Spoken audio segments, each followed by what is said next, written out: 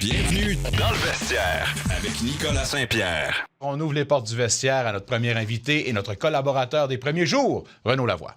Rumeurs, transactions, nouvelles, des échos de vestiaire. Il est un des meilleurs informateurs de la LNH. C'est le temps de faire le point avec Renaud Lavoie. On va tout d'abord souhaiter un joyeux anniversaire à M. Samuel Montembeault, qui célèbre ses 30 ans aujourd'hui, M. 29 ans. Encore un petit poulet du printemps, tabarnouche. C'est correct, ça. Ouais. On va parler peut-être d'une controverse de gardien à Montréal, mais avant toute chose, j'aimerais t'entendre sur Brad Marchand. Puis, qu'on en dise du bien, qu'on en dise du mal, mais on va vous dire une affaire, ce gars-là, quand on va le voir, j'ai le goût d'y donner une grosse caresse. Écoutez, la situation, c'est JP McCallum, qui a été son entraîneur à un moment donné avec le U18 en Nouvelle-Écosse. C'est la formation de March and Mills Company Hunters. Monsieur McCallum a perdu sa fillette de 10 ans à cause de maladie, à cause du cancer. Alors, Brad Marchand a pris une sabbatique d'une semaine et est allé coacher pour remplacer celui, imagine, qui a eu une impression sur sa carrière. Parle-moi de ce geste incroyablement humain de la part de Brad Marchand. Exactement. Puis en même temps, il faut saluer aussi les Panthers de la Floride qui lui ont accordé cette pause-là, évidemment. Puis écoute, dans le cas de Brad Marchand, ceux qui le côtoient, qui le connaissent, savent que c'est une très, très bonne personne. C'est quelqu'un de très drôle qui a pris beaucoup de maturité entre son arrivée dans la Ligue nationale de hockey et aujourd'hui. Nicolas, c'est quelqu'un qui, on l'a vu lors des séries l'an passé, comment il a été dominant avec les Panthers de la Floride, qui a encore un flair pour le succès et pour aider une équipe à remporter non seulement des matchs, mais une autre Coupe Stanley. Puis, oui, c'est quelqu'un de très humain. Brad Marchand, je vais vous donner un exemple là, qui n'a pas rapport avec ce qu'on vit comme contexte, là, où c'est plus difficile parce qu'on parle d'un décès de la fille d'un de ses amis, ancien coach. Mais tu sais, pour la Ligue nationale de hockey, quand on arrive en demi-finale, puis en finale surtout de la Coupe Stanley, ce sont les relationnistes de la Ligue nationale qui prennent le contrôle. Donc, Renaud Lavoie passe pas par le relationniste des Panthers pour dire à qui il veut parler avant le match ou pendant la période d'échauffement ou dans les entractes. Je dois passer par la Ligue nationale de hockey. Il y a des joueurs qui n'aiment pas nécessairement ça, donner des entrevues. OK? Brad Marchand, lui, arrive à l'aréna, il regarde les gens de la Ligue nationale. OK, dites-moi ce que j'ai à faire aujourd'hui. Donnez-moi ma liste de choses. Puis là, après le match, s'il est nommé le joueur de la rencontre, là, c'est sûr que là, tout le monde veut y parler. Il finit une entrevue, il regarde la personne responsable des entrevues de la Ligue. OK, c'est quoi ma prochaine entrevue de France? Ça fait 3 de suite qu'il donne. OK, qu'est-ce qu'il faut que je fasse d'autre? Dis-moi-les, je vais aller le faire. C'est un gars qui a compris que la game, c'est important de la vendre aussi, de la vendre de la bonne façon. Mm-hmm. Et il a fait un geste humain dans les derniers jours, mais ce geste humain-là qu'il a fait uniquement, 2000%, uniquement pour la famille de son ami, c'est quand même humainement quelque chose de très bon pour la Ligue nationale de hockey. Ça démontre la gentillesse de ces athlètes. Je peux te garantir qu'on est privilégiés, nous, membres des médias, de couvrir les athlètes de la Ligue nationale de hockey parce que plus que la grande majorité, c'est 99% d'entre eux sont des chics types. Et ça fait en sorte que notre métier est facile, mais ça fait en sorte aussi que c'est pas mal plus facile de vendre la game de hockey quand tu as des gens aussi extraordinaires, sympathiques. D'une manière ou d'une autre, je le dis, puis il y a plein de gens qui nous écoutent présentement, Nicolas, qui ont rencontré des joueurs de hockey, qui ont été les saluer, qui ont demandé des autographes, qui ont vu leur réaction. C'est sûr qu'il y a des moments où ça ne peut pas toujours être parfait, mais en grande majorité, je pense que c'est des gars qui ont le cœur sur la main. Chapeau à Brad Marchand et Andrew Bonarchuk, que lui a laissé sa place, sa position avec la DEL, la Ligue élite d'Allemande, pour faire la même chose avec Brad Marchand. Alors, chapeau à eux. On se prépare pour le match de samedi. Premier rendez-vous entre les Canadiens et les Sénateurs. Mon cher Renaud, quel sera le niveau d'intensité de cette rencontre, selon toi? Assez élevé. C'est juste plate que Brady ne soit pas là. Ah, ça, c'est la pièce manquante, mais reste que. Reste que. Oui. Mais Brady, il a le don, puis il est parfait. Il n'y a pas une autre façon de le dire. Il est parfait. Et j'ai hâte de voir justement comment on va approcher ce match-là des deux côtés. Pourquoi je dis ça? Les Sénateurs jouent ce soir contre les Flames. Ça n'a pas été facile face aux Blackhawks de Chicago, comme tu l'as si bien présenté avec les extraits sonores un peu plus tôt.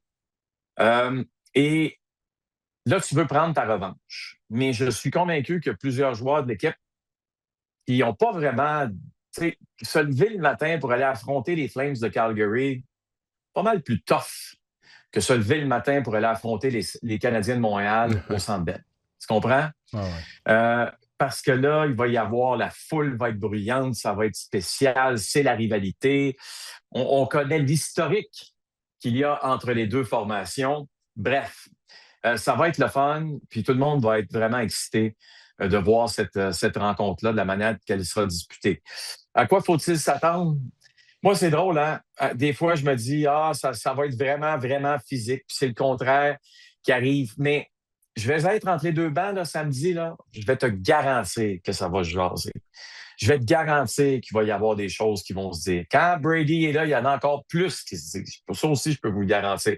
Mais en bout de ligne, ce sont des matchs qui sont extrêmement importants aussi pour ces deux équipes-là. Alors, mon feeling, c'est que tant et aussi longtemps que ça va être serré, Nicolas, tant et aussi longtemps que ça va être serré, je ne m'attends pas nécessairement à grand-chose.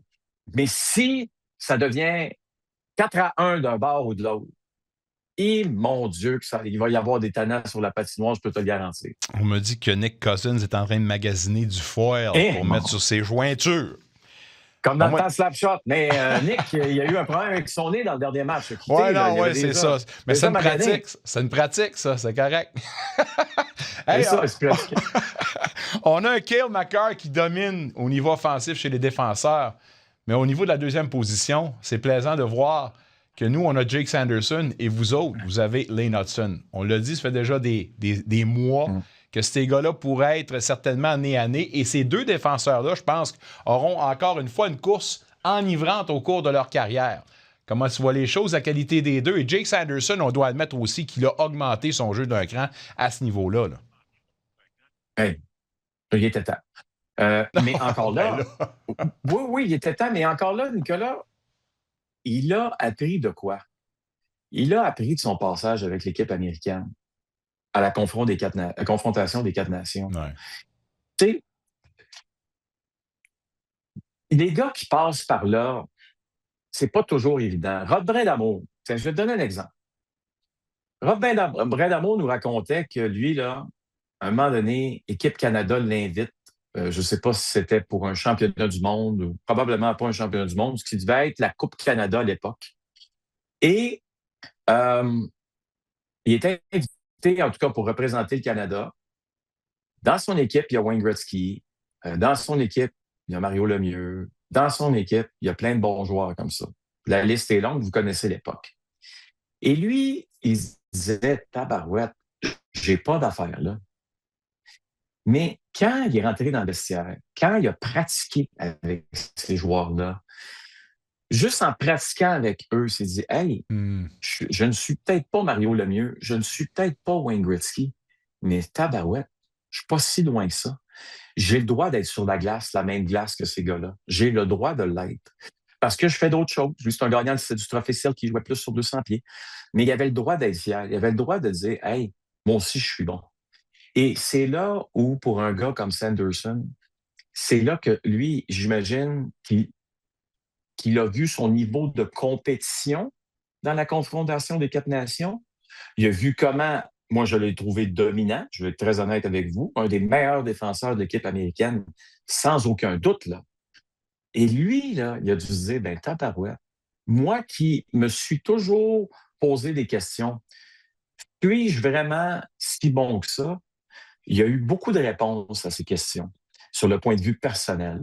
Et quand, sur le point de vue personnel, tu as des réponses à tes questions, Quand tu joues au hockey, tu te prépares pour un match, tu sautes sur une glace, t'as-tu peur ou tu te dis, hey kid, dans ta tête, tu dis, hey kid, c'est ma place. Je suis bon. Je peux aider mon équipe. Je joue avec confiance. Oui, je vais faire des erreurs, mais sais-tu quoi? Je l'ai vu, je sais qu'est-ce que je suis capable de faire à un niveau très relevé. C'est pas jouer avec les sénateurs d'Ottawa à tous les 2 jours où je dois commencer à m'en faire sur comment je joue. Alors, je pense que ça a été une libération, Nicolas, pour Sanderson. C'est pas tout le monde qui a besoin de ça, mais cette libération-là te permet justement d'atteindre d'autres objectifs. Permets-moi, si tu me permets, une autre comparaison. J'avais entendu Wayne Gretzky parler de Mario Lemieux, OK? Et il parlait de la Coupe Canada 88. Rappelle-toi comment c'était grandiose. On a vu le but gagnant de Mario Lemieux contre les Russes sur une passe de Wayne Gretzky. Et Wayne disait que le succès de Mario Lemieux à Coupe Canada lui a permis de comprendre qu'il pouvait aussi avoir du succès et être un leader et gagner une Coupe cette année. 4 ans plus tard, il en gagnait 2 de suite avec les Pingouins de Pittsburgh. Donc, souvent, ces tournois-là ont un impact important, Nicolas, sur la carrière du joueur en tant que tel. Tout le monde salive pour cette première rencontre entre les 2 rivaux naturels, sénateurs et Canadiens ce samedi. Et l'affrontement Hudson-Sanderson, tome 1, 2 gars qui pourraient faire la différence pour leur club. On s'assied là-dessus. On se dit certainement bon match samedi, mon cher ami. Bon week-end et à mardi prochain. Un retour sportif 100% local dans le vestiaire avec Nicolas Saint-Pierre.